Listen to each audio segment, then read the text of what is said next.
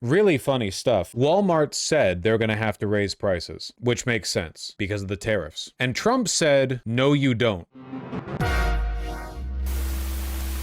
A rare warning from Walmart during a U.S. trade war, higher prices are inevitable. Executives at the $750 billion company told industry analysts Thursday that they're doing everything in their power to absorb the higher costs from tariffs ordered by Trump. Now, obviously, and there's no point in calling out the stupidity or hypocrisy of right-wing talking points because they don't care either, but it is very funny that we've had months and months of insistence from Trump and other Republicans that China will pay the China tariffs. And then when Walmart says, hey guys, we're doing our best, but we are going to have to raise prices, Trump is like, no, no, no, you'll eat those prices. Actually, you'll eat the loss. MAGA Maoism, man. Walmart should stop trying to blame tariffs as the reason for raising prices throughout the chain. Walmart made billions of dollars last year, far more than expected. During Biden's term? Between Walmart and China, they should, as is said, eat the tariffs and not charge valued customers anything. I'll be watching, and so will your customers. Again, it's one of those like the fate of fascism is written into its structure kind of things. It is impossible for a company like Walmart to eat the tariffs. Like it's just, they ask the impossible, as Nazi did with their, logicians and engineers. It's the demands of the administration just don't gel with reality. Those higher prices began to appear on Walmart shelves in late April and accelerated this month, Walmart executives said Thursday. However, a larger sting will start to be felt in June and July when the back-to-school shopping season goes into high gear. We're wired to keep prices low, but there's a limit to what we can bear, or any retailer for that matter, said the CFO, John David Rainey. It is pretty uncommon for corporations to just straight up admit they're raising prices. Usually, they just do it like really quietly. Tiny incremental increases, they shrink the size of packaging or whatever. Outright admitting it is a different thing entirely, not just for discretionary items, but also for basic necessities. They'll raise the prices more than they need and blame tariffs just like in COVID. Oh, for sure. And there are companies unaffected by the tariffs who are raising their prices anyway because they can. Do you think that signals a turn away from Trump from the business side? I think that's been going on for a while. Because remember, when back in March, when the tariffs started, when this all started rolling in, there were a lot of, Financial Times business folk types who were like, wait, he's actually doing the tariffs? Wait, we're actually doing that? It wasn't like a stupid rhetorical thing that we were doing as a populist Hail Mary? No. Wait. Yeah, it's this has been happening for a while. It's a reason why the people who back Trump like directly in the White House are like Silicon Valley tech CEO types, I think, rather than the more sensible legacy business types. I think that a lot of people are very nervous about this. It's the oligarchs versus the corporatists, right? The corporatists like Republicans for the lowered taxes, but they like Democrats just fine too. The oligarchs want Republicans, or at least they want Trump. I saw this. You are a merchant in the United States. Do you pass on the costs or not? You saw what the president had to say yesterday to Walmart. Well, I think that assumes that tariffs all go up. And in certain circumstances, just use the car example I give you, perhaps they come down. But to the extent there is an increase, you've got the producer, you've got the shipper, you've got the middleman, the retailer, and you've got the consumer. All of them may bear some of that, but it's not a certainty to me at all that that's where we're going to head. We could head to lower tariffs around the board. You think ultimately, no, but I'm saying in the short term right now. Oh, I understand. In the short term, I think. In the short term, if Walmart decides that they have to raise their prices, do you think that that's un-American effectively? I think Walmart's going to have to make this decision, but Walmart has the broadest base of American clients there is, and I think they're going to be very careful about how they do this. I know that they've received some criticism from the president. I think they need to think hard. Also, the president's been, and they should know, the president's been working very hard with China to make sure we get this thing addressed as quickly as possible. They should think hard. Yeah, it's a light implicit threat, but it is an implicit threat. Walmart just reporting and quarterly results. Let's get to Courtney Reagan. She's back with us. We got the numbers. Census of 165.8 billion. Now, the U.S. same-store sales, those rose by 4.5%, also above expectations, driven by health, wellness, and grocery. Continued share gains in grocery, also noted in the release. Now, net U.S. over the year, it'll even out. So it's holding its annual operating income estimate. He explained. Boring business bullshit. Walmart can't afford to eat the tariffs, not just because the tariffs are massive, but also because Walmart is an extremely efficient operation. They make their money through volume, not through huge margins on every item they put through. That's why they're so cheap. So there's not much of a margin to eat into. If they started selling stuff at the same prices, even post tariffs, they would just not make money. Walmart profit margins are about 6%. 6%. God damn. Not quite as bad as airlines, but they really do run a lean operation. Can tell from how they pay their goddamn employees. And they're not like Nintendo with 200 years worth of savings. Yeah, after the last stream where I had a gigantic crash out over quantitative easing and the money supply, I did a bunch of research, and I found that, well, it was recommended to listen to a lecture from this fella, Japanese fella, talking about, among other things, the fact that a lot of Japanese companies have like a very large backlogged money supply because they're still hurting or at least traumatized from the Japanese economic bubble from like the late 80s to mid 90s. Because when that crashed and they were all paying off their debt afterwards, they were like, actually, the best way to run a company is to have $1 trillion in the bank at all times and not use it for anything, you know? So they're holding on to an enormous amount of money. Learning more about quantitative easing is making me develop like Luddite thoughts about monetary policy. I'm going back to brass tacks. I'm thinking in my head, what if we make banking illegal? What if we need to just make banking? You shouldn't be able to loan money at all as a concept. If a bank loans money, they should lose the money they loaned. Like they should have, like they have 10 rocks and they loan a rock by physically giving you a rock. Like, I don't think you should be able to create fake money anymore. Big burlap sacks full of gold coins. Yeah, it's the only way. Back in his gold standard arc. No, banks were still loaning when we were on the gold standard. We need to get back. We need to go even more fundamental. The answer is always rock. Yeah. It allowed for large investors to buy up housing and industries. I don't know. I feel like it seems like the way you have the healthiest possible economy is by having the highest possible level of monetary velocity. You want all of the money in your currency to be flowing around constantly. And the problem with encouraging too much saving or too much like loaning, people leverage loans against the money they hold, which also encourages saving. Like you create like essentially, like basically what I'm saying is that I'm a neo-Keynesian or a post-Keynesian, whichever the right one is, okay? If you have $1 in your bank account, I think that's fine. If you have $2 in your bank account, I think the government should raid your house, take the second dollar, and spend it immediately on a social welfare program that will go towards somebody who will then spend that dollar at a local shop owned by one guy, of which there is one location, and then he'll use that dollar at the laundromat. I think that every dollar bill should change hands 8 times a day. I'm not joking, by the way. I'm not even remotely joking about any of this. I completely believe it, at the very least, the basics of what I'm saying. Isn't usury actually illegal in Islam? It's not about, I'm not talking about usury. I'm not talking about interest. I'm just talking about velocity of money. I'm just talking about like money should be rapidly exchanging hands all the time. And you want to do anything you can structurally that incentivizes hoarding it in any form. Anyway, I'm still working on this, okay? I need to read up on neo-Keynesianism. The issue with overstimulating the economy is you could cause inflation. However, the overstimulation amongst only those with money basically triggered mass consolidation, which also destroys production. Yeah, but like, I don't think you should I don't think you're going to have a huge problem with overstimulation as long as you're doing it with like sensible monetary policy, right? Because the average velocity of money was way the higher back in the 1950s. Because in those days, it was like, you get your paycheck and then you spend it on the local businesses and the local business guys spend it and it all stays like local and it moves around a lot. And we didn't have like, at least not necessarily huge inflationary crises back then. I don't know. It seems like the job of the government should be to be like, okay,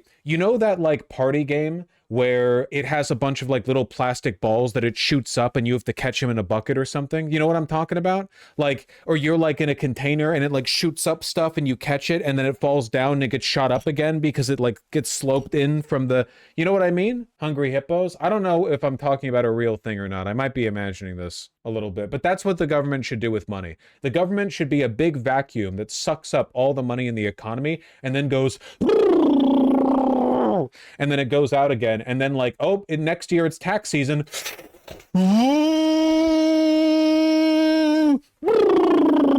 I'm not joking. I think like that. I think that's like the point of the. That's the point of the government. Basically, that's literally the whole point. Elephant? Is it elephant the elephant? Is that what I'm thinking of? I think it might be.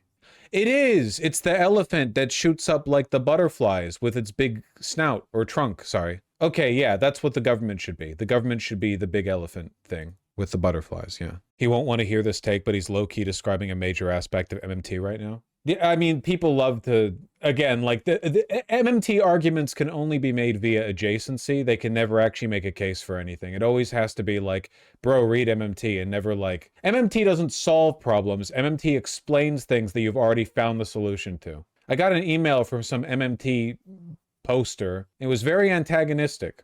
You piece of shit. True, but it's a useful framework. I'm not talking about printing infinite money. If anything, you can stop printing it altogether. Why do you need to print more money when you're recirculating the existing money so well? Well, you have to reprint some money because like people eat the dollar bills and like digest them, I guess. Also, loaning just shouldn't be a thing. Anyway, I don't think the administration is ready for my bold ideas on economics. Unfortunately, it seems like right now, the best that we can do is publicly threaten major U.S. corporations to encourage them to simply operate at a loss somehow, in spite of the tariffs? Is this really the best rhetorical strategy this administration has for dealing with rising prices that they will inevitably create? No offense, but you need to read more theory. It's always people who talk like that, you know? Because I actually know people, like some very studious people. By the way, they don't post online. You're in a live streamer's separate private website chat. The people I know who read theory, they don't post online. They just read theory and like their partners or whatever, often multiple partners, because, you know, it's theory. And they're actually very helpful. They're like, oh, you know, what you've described kind of aligns with this concept, or, oh, you might be interested in this. Those motherfuckers who haven't read any theory, they're the ones who are like, you need to read more theory. No, I think I've got it. I think I've got economics basically completely figured out, actually, and monetary policy specifically. Part of why you need to grow the money supply is to allow economic activity to grow. Yeah, I don't believe in that. What is allow economic activity to grow? You have an amount of people and you have the efficiency with which you produce like ball and cup toys. Like you have ball and, what is economic activity? I don't believe in that. That sounds woke. Sounds like trickle down economics. That's true. Everyone who disagrees with me. I guess they're saying a restricted money supply might bottleneck economic activity. Wouldn't you just have to accept the deflationary pressure then? Would a deflationary pressure really be bad if you've accepted that nobody should be saving money anyway? I guess you would want to avoid a deflationary pressure unless you were so committed to wealth redistribution. Guys, I've got it. Money too, okay? Money too. It expires after a year. No one's ever thought of this before. Maybe this is why people were cooking when money was like, I don't know, mangoes or something. Inching closer and closer to labor vouchers. Unironically, yeah. If you restrict the money supply, money becomes more valuable to hold, so less gets sold. Yeah, but I'm saying like if you hold the money, the government takes it from you. That's the whole point of what I'm talking about. That was the vacuum. Like you're saying, well, deflationary pressure forces people to, you know, hold on their money. Well, no, we're not letting you. That won't work. I'm joshing a little bit. You have to print more money. I don't think anyone's ever done this before. 2 consecutive days of watching YouTube videos about monetary policy. I don't think anyone's ever obtained this level of knowledge. I've yet to see a convincing, like from the ground up level explanation for why loaning as a concept has to be a thing. Or I should say like the creation of what would you call it? Like fake illusory money. When a bank loans it out, you know, the idea because they're given the license to loan it out without actually losing anything themselves. I haven't yet seen a good argument for that. I think it's a force multiplier in economic activity. Yeah, I think that's like bullshit. That's the presupposition I'm talking about. That's the presupposition, right? The idea of like, well, if people can get access to money that they don't have, then they can do more economic stuff with it. Okay, well, all I'm saying is if they want the money to be loaned to them, that money should be loaned from people who actually have the money and are losing it, you know? Like the bank can't create the money. The bank has to give you money that it then loses. The bank has a finite amount of money. Borrow to create thing that creates value, then give the money back. Pretty simple, really. Yeah, but you're buying into the pretext there, is what I mean. So the bank creates fake money that then gets handed over to the company, and the company uses that to do a thing that makes them money. But like, what's actually being produced? Where's it actually coming from, right? Well, it's kind of like a magic trick, right? I mean, the numbers all go up, but the numbers don't have very much to do with what's actually being produced. Like the GDP isn't really like a direct reflection of the productive activity of a country at all, because if I loan you $10, I now have a contract with you that's worth 10 plus interest. No. You don't understand. What I'm talking about is the bank can give you the money without losing the money. Like if I was a bank, I could loan you $10 without actually losing $10. I could create a $10 bill magically to give to you. That's what I'm talking about. How? Well, that's what banks do. That's what banks can loan. Fractional reserve banking. There we go. That's not what banks do. Those are mints. Yeah, they don't print the money. The money doesn't physically exist. Don't be contrarian. No, you can't create a $10 bill, just a number in their spreadsheets. Well, you can spend it all the same, can't you? I said $10 bill to be, I'm being rhetorical a little, but why is it bad for them to create money? Because it seems like what you end up getting, and it seems like this is the position that we're in right now, you end up getting into this weird position where you have like an obscene amount of national debt and a lot of debt held by private interests, mind you, and all of it is being created because it is good monetary policy to incentivize borrowing and borrowing and borrowing and leveraging and leveraging and leveraging, because as long as you can keep creating more money through the fractional reserve banking or whatever, you can keep leveraging it against new loans, and you create this like nonstop runaway train of something which is not really correlated to any actual productive capacity. Like you're not producing widgets or food or providing medical equipment or whatever, but also that is velocity. No, it isn't. No, it isn't. This is not high velocity money. This is the opposite. This is the money that gets borrowed and sits and gets leveraged. It does not move around in the general public. It's the opposite. That's the point. So you have an economy where like 80% of the money that exists on the books is just held in dragon vaults, where it's used to describe the wealth of institutions, to leverage debt, and you increase your debt because the more debt you hold, the more you've borrowed. That means that you can use that as like an indicator of your reliability, which allows you to leverage more. And you get in this situation where it's like, yeah, America's GDP is high, but how much of that is actually flowing around at the bottom? And the answer is not that much, right? Like there's the velocity of money on average is decreased. It's a fake economy up here. It's crazy. The reason this is bad is where the Penn Central bankruptcy, there's your problem talked about. It bankrupted several banks at the same time. I mean, it can cause catastrophic economic collapses for one, but I think that even without the collapses, the good case of this just working as intended is still also very bad, because it means a lot of money essentially gets like removed from the economy because it's just sitting up there at the top. And also you have this precarious situation where the most economically stable system is one in which every government and every corporation holds enormous amounts of debt. Like, isn't it weird that it's normal for companies that make billions to not be able to pay the wages of their workers if their flow ever got cut off for like weeks? Like, isn't that a weird system? Everyone's balancing their debt and interest payments and like borrowing more because they can invest it for like a fraction of a percentage point more return than they're losing off the interest. So you have infinite money. You've got $1 squadrillion flowing around, but all of it is flowing around in the form of debt held and interest payments and like marginally profitable investments off of the money borrowed that you then have to pay the debt off for forever. And the end consequence of this is that everyone is in debt to everyone else for money that never served any functional purpose or was used to buy any goods or product. You know what I mean? Like at the end state of this system is one in which you have infinite artificially created debt through the fractional reserve something, the loans where they create, you know, more money out of money, and no one has any money on hand, or they do, but it's all being leveraged or it's all borrowed. You know what I mean? I think we should go back to rock. The reason our financial institutions are okay with having such a risky system is because it keeps unemployment very low. Yeah, but maybe unemployment should be higher. Like maybe in the modern, extremely efficient world, we don't need constant employment. Maybe you don't need 40 hours a week from everyone.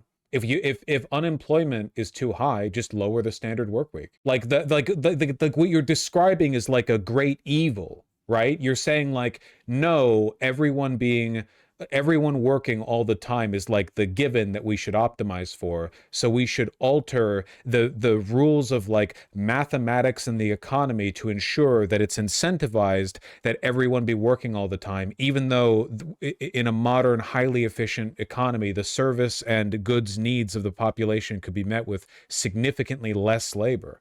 It seems like, yeah, I don't know. It seems kind of bad, a little inefficient. Anyway, as I said, I've done exactly 2 days of reading and watching on this. I basically know more than anyone, but I'll try to shore up my already considerable knowledge on the subject by looking into it a little more. It just seems like a very precarious system. We're always teetering on the brink of collapse, and why? In a raw, productive sense, this country is efficient enough. Like, I'm not even talking about how much money we have. I'm saying that in terms of our educational facilities and our factories and everything that it takes to make people get the goods and services they need, our country could easily provide for itself with the productive efficiency that we have, you know? So why is it always teetering on the brink of collapse? I mean, why does everyone have to borrow out to the absolute limit?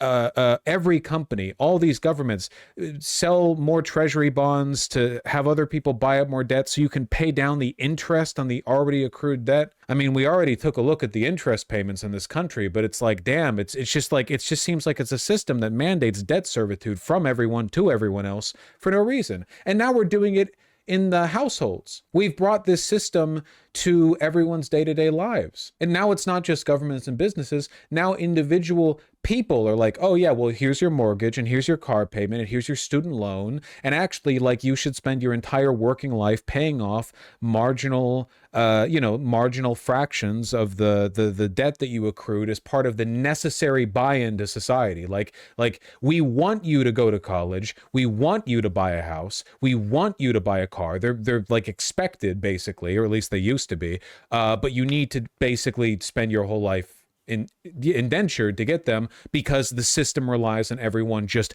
juggling this like crisis of debt management. And nothing about any of this is essential or like required even under capitalism, by the way. Like the private ownership of the means of production, like this doesn't necessarily follow one from the other. It's just the modern like monetary policy, not MMT, but like modern, like in a historical sense, like post-Renaissance, that kind of aggregated into this state. At least that's the impression that I've gotten from 2 days of reading about it. You get what I'm talking about, right? I don't sound like I'm an insane person. Look, I just didn't know much about monetary policy until, again, like 2 days ago. Vaush, you're so close to getting it, but refuse to do the final step of understanding. Why the snark? Money is literally debt. It has no other value other than the debt it represents. Well, not necessarily. It's meant to facilitate like transactions at a granular like level of value. But having currency doesn't necessarily mean you're indebted to the Fed. Yeah, it's about, I mean, I guess you could argue that's debt like in a broad abstract kind of way, but yeah, it's more about like the exchange value of the currency. Also, it's not like I'm a big money guy or whatever. I'm not here to defend the status quo. I'm just saying that like it feels like we're in a way we can't really fix, because it's not just about, no, the currency is the government owing debt to you. Okay, I understand that you having currency means the government is indebted to you because you're holding on to a treasury note, essentially, that is backed by their confidence. I understand that, but it never gets paid back. It just gets exchanged between like people and businesses and stuff. So in practice, it's about its exchange value. I understand in the abstract, it's like debt.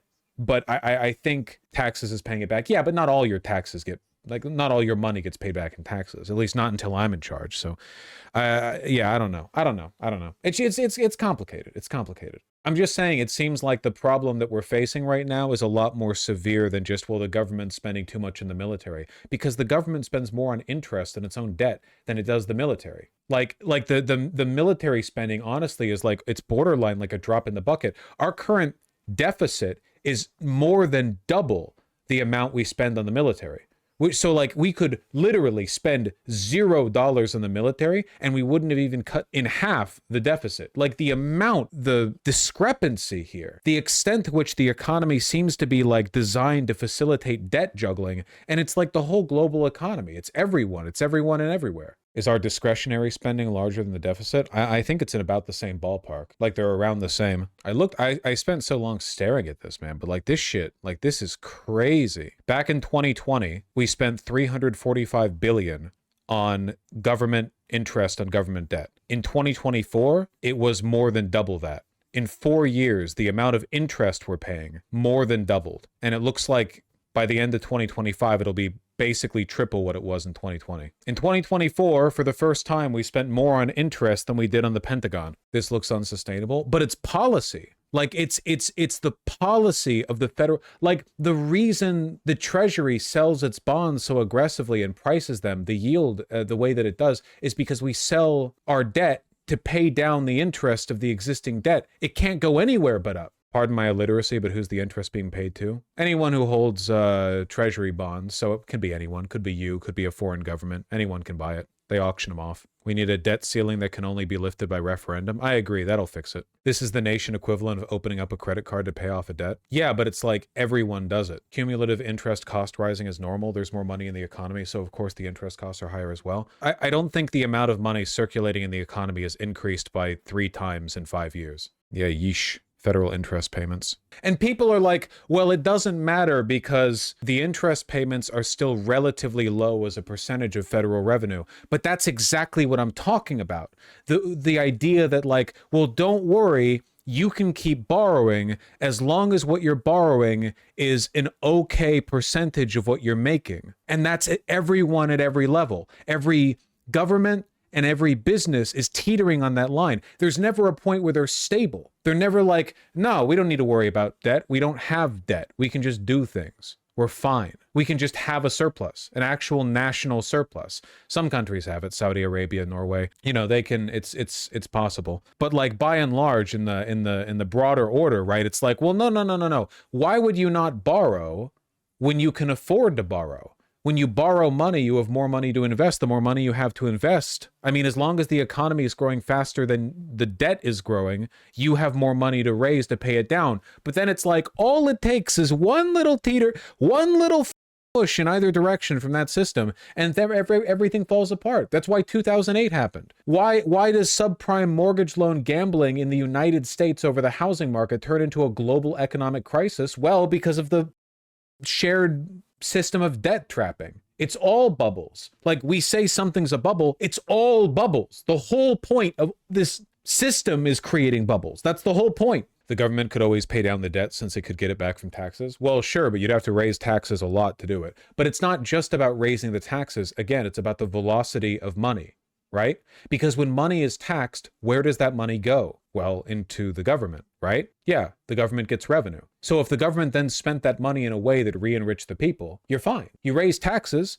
money circulates, it goes back. Okay, that sounds fine, but we don't really do that. Instead, we tax a little bit, the money goes up, a lot of it gets siphoned off into public-private partnerships, i.e. government gives corporations money, and then the corporations sit on that money indefinitely because they use it as leverage to secure bank loans that they can use to reinvest. But that investment, that money, never reaches the public, and because their loans, the money they hold, isn't circulating, it doesn't get taxed. So it's a dragon's hoard. Money's being siphoned out of the real economy where real people use it, and it sits in the dragon hoards. It's not getting taxed, it's not benefiting people's lives, but it is contributing to the increasing debt because the money that's getting printed and recirculated is missing. It's missing from the system. Anyway, I guess what I'm saying is that until there's like a global change in monetary policy, I think the world might be over a little bit. Sorry, but that's just nonsense. Money is not missing in the economy. It's missing from the economy in the sense that there is money that circulates that is not being spent between regular people in regular day-to-day transactions, and it's not being taxed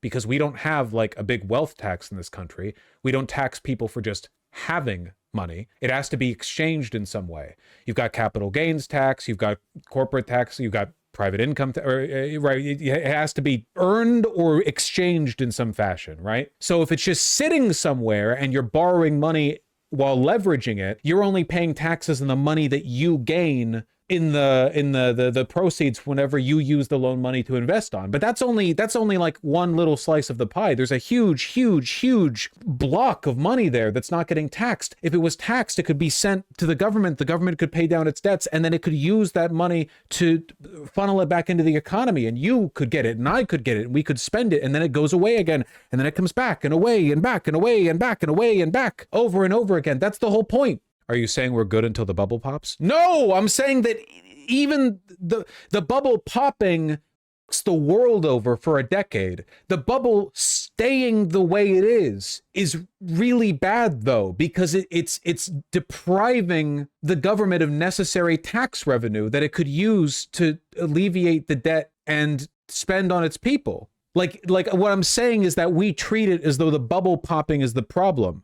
But the bubble popping is just a reset. In reality, the fact that the bubble's growing at all is strangling the economy. Yeah, because of the low monetary velocity. Exactly. You want money to be circulating aggressively. You want money to be exchanging hands. That's how Black Wall Street worked. You know, in Tulsa, remember Tulsa race riots when white people got mad as hell over it? Well, black people in Tulsa realized, well, I'm sure a lot of them knew this, but what they decided to act on was that a lot of the businesses in Tulsa were owned by white people. If you were black and you had some money from a job, you go and spend that money on what? A white laundromat? A white diner? Where are you going to spend that money? That money gets siphoned off into the white community. Why? Because white people aren't spending their money at black businesses. So what black folk in Tulsa decided was, we're going to spend money in our own Black Wall Street, black businesses. We're going to circulate it around. And because black people in Tulsa in the 1910s or whatever or 20s, I forget, sorry, are buying from one another, the money stayed in the community. And because the money stayed in the community, it had high velocity. You buy groceries from a grocer, that grocer's your neighbor, another black guy. He's got the money, and now he spends it at the laundromat. And that guy goes to the tailor or the cobbler or whatever. The money keeps circling around. That's why Walmart's so destructive. Walmart might be more efficient in how low it can price its goods, but all the money you spend at Walmart gets siphoned off into gigantic bank accounts. You will never see that money again. That money is not coming back to your community. It's going across the world. It's going to different countries. It's getting split up between 1 million different investments. You're not seeing it, but when you've got a bunch of local small businesses, you buy and sell there, that money stays in the neighborhood, which means that the people in your neighborhood now have money to spend on you, on your wages, to your store. In the blind pursuit of economic efficiency, we created a system where wealth is produced but then siphoned off. And that's why Walmart destroys the towns that it comes into. Go look at Appalachia. Go look at small town America. That shit is dead and done. Money doesn't circulate. It doesn't have velocity. And one of the reasons money doesn't have much velocity on a greater scale, and the velocity is necessary for taxation, because money is, of course, taxed when it moves around. When it's earned, it's taxed. Income tax. Capital gains tax, you sell off assets, that's when it's taxed. You have to sell them. Sales tax is an obvious example. In order for money to be taxed, it has to be, there has to be velocity. That just doesn't happen if people's wealth just sits in a dragon's hoard. Like capital gains tax, for example, okay? Where is Elon Musk's money? It's in stocks, right? Like Tesla. Does Elon Musk pay taxes on the value of his stocks? The answer is generally no. Why? Because you pay that money when you sell the stocks. When you sell them, you make the money. But he doesn't sell them. He sits on them. Hundreds of billions of dollars of Tesla that he owns, but it's in the stock market. It's not liquid currency, so the government doesn't tax it. So what happens if Elon wants to spend money? Well, he can't just exchange a stock directly for a bar of candy or whatever, right? He could sell the stocks, but what happens when he starts doing big sell-offs? The shares lose their value because they're being sold by the guy who runs the company, right? You don't want that. So he takes loans out against the shares as collateral. This is how he bought Twitter. He takes loans out. Other people give him money based on the wealth that he holds, and he uses that money to do shit. Sometimes it involves shell corporations, whatever. Now, how much of this enormous, we're talking tens, hundreds of billions of dollars of wealth, how much of it does the government get to tax? Exactly. Nothing moves. Nothing gets taxed. Nothing re-enters the economy. It's just an enormous hoard of wealth. Nothing gets done to it. He doesn't have to spend it. He doesn't have to pay taxes on it. It just sits there. That's what I mean when I say money is siphoned out of the real economy. That shit isn't the real economy. It's an incomprehensible amount of wealth, but it exists in this abstract block where it's not affecting real people, at least not outside the extent to which he uses it to do stuff like buy Twitter and the election. I'm sorry, I know I've talked about stuff like this before, but I just haven't really dove into monetary policy. It's turning me a little bit into the Joker, but I feel like it's important because it kind of feels like it's like the bedrock of all of these issues. Like at the end of the day, it borderline doesn't matter what the government spends its money on or how much debt we rack up or whatever, as long as the underlying system incentivizes permanent indebtedness and allows for money to be pulled out of the economy so it can't be taxed. Like, that's the real issue. Like, the Democrats will talk about, taxes on the wealthy or whatever, but I'm not even talking about that, man. It needs to be like more fundamental than that. At the very least, a wealth tax. And I also don't think the stock market should exist because I don't think investment in that way should exist. But, I'm not capitalist, so whatever. But a wealth tax at the very least. We were talking about Walmart originally. Is there a way you could have investment in a social society? Go. I curse you to watching Unlearning Economics video on investment in worker cooperatives. I think loans taken out on stock should be taxed. I just don't know if that kind of loan should exist. Well, it depends on the kind. It depends if it's being issued by a bank, like fractional reserve bank, blah, blah, blah, blah, blah. It's really complicated, but I think, am I wrong in saying that, like, it's broadly complicated, but like the underlying issues are pretty simple? It's like basic problems with wealth accumulation, a lack of a wealth tax, fractional reserve banking, the extraction of money from the real economy, velocity of money. It's all down to velocity of money, I think, based on my 2 days of having thoughts on this. What does a wealth tax look like in practice? You literally just like your held assets get taxed. There might be exceptions for some things like a personal residence, like if you own a home, the value of that home, like you're already paying property taxes, so you probably wouldn't need a double dip on that. But yeah, you shake them and pick up the money that falls out. At what rate? I don't know. Fiddle with that number. Realistically, something like a 2% wealth tax of everyone or the amount of value held above like 10 million or whatever. Like if your combined assets are worth more than 10 million, everything above that gets a 2% wealth tax. That would still pay for a lot of stuff. That would be huge. And that would do a lot, I think, to gel up the economy a little bit. And also it would negatively affect like nobody. Like there's nobody in the world who's like, oh, every year 2% of the assets that I own above 10 million, I'm done. I'm over. Like even that, and I would consider that to be like a moderate, policy. Why stop at 2%, make it 5%? Yeah, you can make it higher. I'm just trying to explain that I think it's not like a fantasy land policy. It's doable. It's possible. Wealth taxes aren't like magical or whatever. It's doable. Kowalski, I do agree that this is at the very least like a more immediately actionable thing, right? Like the broader stuff about fractional reserve banking, I would want to read up more about, but like we're just taxing bank account zeros, not property or illiquid assets. No.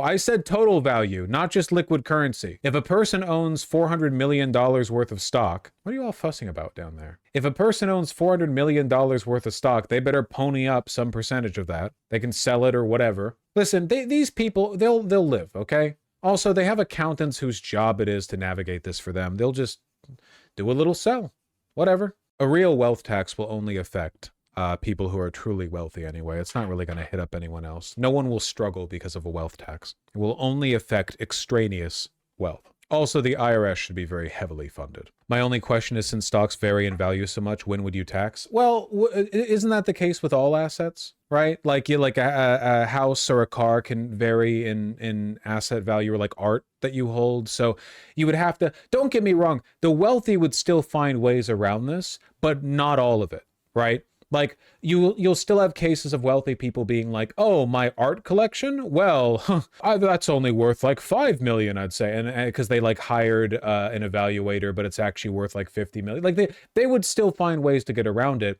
but they can't get around all of it. That's the point. I mean, like there, as long as you have a tax system that's in any way based on stuff like property valuation, there will be people who find ways around that. That's not really solvable. Like the goal is to just make it hard to do that and have a broad enough tax that it hits everyone, even if they're trying to play games, and let them save their marginal percentage points. Let a 5% wealth tax affected billionaire only really pay like 4.7%, whatever. Okay. This would still be an enormous improvement, Not against it at all, but didn't some Scandinavian country try to wealth tax that backfired to a degree? I can't remember all the details, but I wonder how you handle people just moving the money somewhere else. You mean hiding it from the government? You handle that by arresting them. That's just flat out a crime.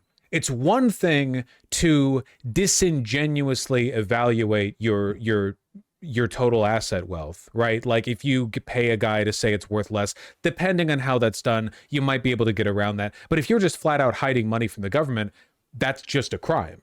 That's just flatly, like, you will go to jail. He means moving out of the country and changing citizenship. I mean, is their wealth still held in this currency? If they fully move to a different country and buy in with a different currency, then sure. Oh yeah, exit tax, if that can be done. But I mean, if they're going to do that, then sure, let them. After all, remember, as long as their business is being done within your country, you still have the ability to tax that money. The US prints its own currency. We're not like the EU or whatever, where there are countries that don't have total control over their currency. We control our currency. As long as there's USD floating around out there, we have the ability to decide where it goes. People are holding it in offshore accounts or whatever, we'll find them. It's our currency. Every dollar belongs to the Fed. That's the point. It's a measure of exchange given out by the government that allows for transactions. It's the Fed's money. That's the point. If you're trying to hide it away illegally or doing something untoward, you can yoink it. Yoink that shit. So the billionaires leave the country. Guys, I ask you, do you really think that America's wealth and prosperity is dependent on billionaires living here? All their wealth is still held in US currency. That means that it's ours to tax, no matter where in the world they are. So they sell it. They say they get rid. They have 100 billion, and they're like, well, no, I just want to have Chinese yuan now. I don't want to have USD. So where are they getting rid of their 100 billion US dollars? Where are they getting rid of it? Like, they have to transfer their wealth, their USD wealth, over into Chinese yuan. How do they do that? You exchange one for the other. How do you get that much yuan? The government, I assume. That's what my guess would be. Maybe a Chinese bank. That Chinese bank now possesses what?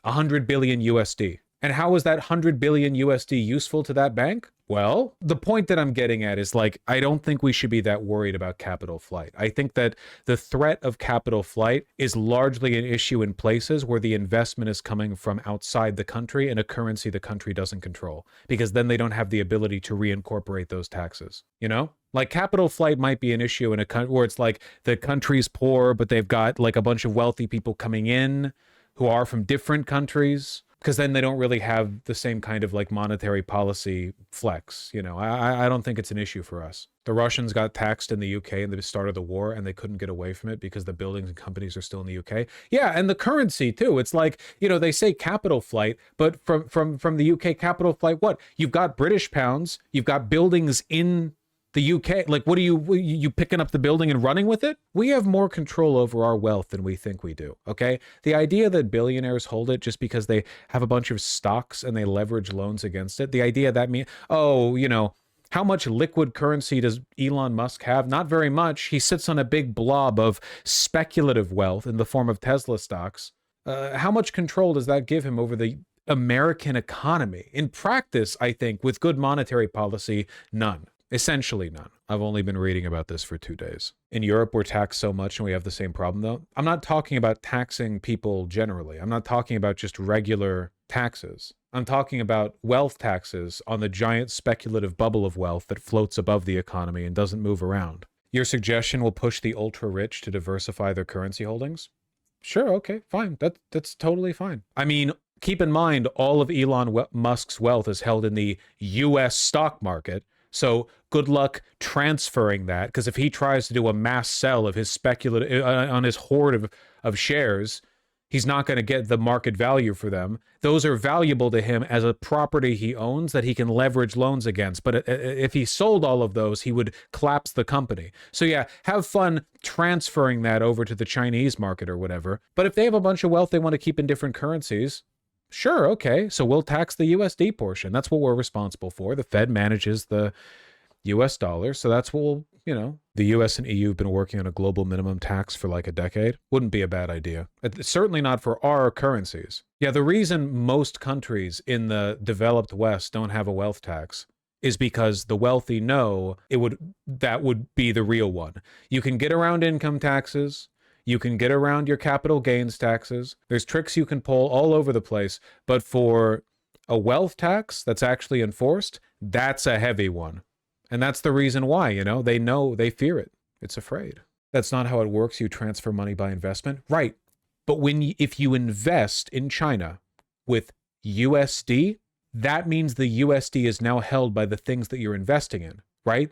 The institutions you're investing in. That's how the money exchanges. But now those institutions are holding on to USD. Currencies aren't infinitely transferable between each other. If a billionaire moves from America to China and transfers their wealth into China, they're pumping USD into those institutions that they're paying money into, which means those institutions now have USD, which is only useful to them in ways that interact with our currency. Like the only reason the USD means anything is because it's backed by the Fed, right? We still have control over that. It's one of the reasons why I don't necessarily have an issue with national debt. I have an issue with a system which seems to incentivize infinitely accrued debt because it's better to pay off the interest payments with additional debt. I don't necessarily have an issue with debt in the concept of like different treasuries, buying from others, Seems to be some value there. A lot of codependence. The wealthy do leave when wealth taxes occur. France tried it and ended up hurting them. I'd like to learn more about this. France, wealth tax, capital flight. Because keep in mind, the idea that a wealth tax leads to capital flight and that capital flight would be ruinous is bourgeois propaganda. It might be true, we're about to investigate this claim, but the wealthy want you to think that they're flighty dipshits who will leave off of any provocation and that you won't be able to survive without them. Your proposal makes the USD valueless globally. I disagree. I don't see how. Also, part of the problem is tax havens. Yeah, well, those should be like destroyed, which we could do, by the way. We just don't because we don't want to inconvenience the wealthy people who benefit from them. France abolished its net wealth tax in 2018 and replaced it with a real estate wealth tax. Okay, so the problem with this is that this is an article from taxfoundation.org, Tax Foundation Europe. Any biases from these people? Out of curiosity? Leading nonpartisan tax policy nonprofit. The impact of high inflation on tax revenues across Europe, European tax policy scoreboard, investment in the UK increased following pro-investment tax reforms. Yeah, okay. And then we're looking at the high cost of wealth taxes, it seems. Why wealth taxes should be and have been abolished. Countries have repealed their wealth taxes for a variety of reasons. They raise little revenue, create high administrative costs, and induce an outflow of wealthy individuals and their money. Why? In fairness, the EU might be in a different position because individual European countries don't, it's too disorganized. You have all these different federal agencies creating their own monetary policy, but you don't control your currency. Like the EU controls the euro, but if France is passing a wealth tax, you could just move to Germany, right? With the same currency. France can't keep taxing your euros out of Germany because it's their currency, because it's not their currency. It's still doable either way. Well, tax policy should be EU-wide then, if that's the case. The Tax Foundation was organized on December 5th, 1937 in New York City by Alfred P. Sloan Jr., chairman of the General Motors Corporation. Gotcha. Classic. Here, wait. I don't know why I'm reading this. Do wealth taxes work? Those non-profits. In 1990, about a dozen European countries had a wealth tax, but by 2019, all but 3 had eliminated the tax because of the difficulties and costs associated with both design and enforcement. I don't know if I trust it. It's definitely different in the EU because of the currency thing. The biggest issue that Piketty brings up with wealth taxes is that rich people hide their wealth. I guess the problem that I have with this is that for the most part, no, they don't. We have top 10 lists of like wealthiest people in the world. And a lot of wealth these days is just held in stocks. Like, we know what it's worth. You can literally like multiply the amount of shares they have by like, it's mathematically determinable. Let them try to dodge. So be more thorough. It's always a half-assed measure. Like, I will admit, it does seem like there's no point in having a wealth tax if you're too dickless to arrest wealthy people who break tax law, which does seem to be the case. Like, how often do people actually get arrested for violating tax law, right? I mean, you have some high-profile cases, but what's the point in a law if you've basically like, oh, no, well, there's no consequence to breaking it. No one ever wants to do it. Problem is, billionaires have good lawyers. Yeah, but like, this is such a solvable problem, man. Like, pardon me for getting like Leninist with this or whatever, but you can literally just have a guy be like, no, you, we know what you're worth. Give us your money. We're talking about people who earn, let's just say at a ballpark, 10 million or more. These are not people who are going to be starving in the street. We're talking about percentages of an amount above what is already like a great level of wealth. This is, frankly, in my opinion, it's a situation where you can afford to be a little incautious. Jesus. I mean, like, it's a global economy that's teetering constantly on the precipice of economic collapse because we need to keep borrowing and borrowing and borrowing and borrowing because it's the way you grow the economy, because the line has to keep going up and everyone keeps expecting returns on their investments all the time, even though it's not possible in the long run. In order to bridge the wealth gap between rich and poor in Germany, the SDP called for a nationwide wealth tax to be reintroduced in 2019. According to the proposed tax reform, wealthy households would be required to pay an extra tax between 1 and 1.5%. A single household would need to pay 1% of their net worth at every euro surpassing 2 million, and a married couple would have to pay for every euro surpassing 4 million. A married household with a combined net worth of 4.2 would have to pay an annual wealth tax of just 2,000 euros. Their proposition was eventually vetoed by the CDU and therefore never again considered. If wealth taxes weren't effective, rich people wouldn't lobby so hard to stop them. Yeah, it's not a very scientific argument, I guess, but from like a gut perspective, it does kind of feel like when people are like, no, wealth taxes are ineffective, they don't even work. And then it's like, is that why? Because governments do shit that don't work all the time. Governments love doing shit that doesn't work. So why are all these wealth taxes getting vetoed or never even proposed? Like, I don't know, man. Is it that they won't work, or is it that they will, if done properly? Ah, they're ineffective. Really? Then why do you look so nervous right now, Mr. Wall Street billionaire? By the way, capital flight's especially like less of a problem if you're the United States, I think, because you can literally make certain trade deals prerequisite for other countries. If you want to trade with the United States, you have to make sure that citizens in your country comply with our tax law. If they're citizens, you know, like if you want to be able to trade with us, American citizens in your country, you have to subject them to the scrutiny they would receive if they were in our country with regard to evaluation of their assets. It sounds crazy, but we literally do this with copyright law, right? Like, that's the one thing we keep getting angry about with China. Like, they're the exception, but for the most part, like, if you want to do business with the United States, you have to respect US copyright law.